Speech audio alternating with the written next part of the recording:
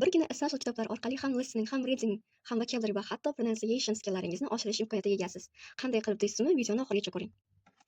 Bilasizki, har bitta Essential mavzusida 20 ta so'z berilgan bo'ladi va mana shu 20 ta so'zni to'g'ri talaffuz qilishni o'rganish uchun Telegramda, demak, har bitta o'sha topikni audiosi bo'ladi. O'sha audioni topasiz va birinchi audioni mana bu so'zlarni o'qigan holda eshitib chiqasiz. Undan keyin yana audioni qaytadan qo'yasiz va audio bilan birgalikda uni ketidan takrorlab talaffuz qilasiz. Har bitta so'zni va mana bu yoqda berilgan misol gaplarni ham.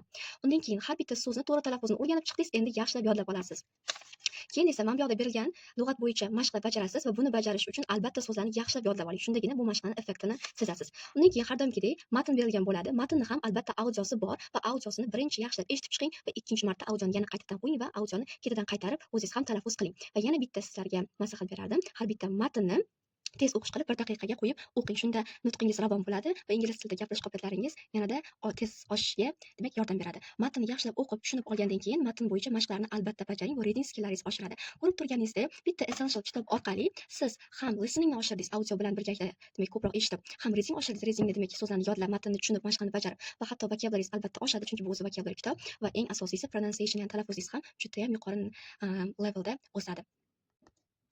Shunaqa ko'proq foydali ma'lumotlar uchun hozir boshlagan challengeimga albatta qo'shiling. Challenge dushanba kuni ertadan boshlanadi va challengeda har kuni mana shunaqa foydali postlar bo'ladi. Men har kuni vazifalar beraman, vazifalarni tekshiraman va challenge, ya'ni 21 kun davomida siz 4 ta skillingizni demak oshirish imkoniyatiga ega bo'lasiz. Hoziroq challengega qo'shiling.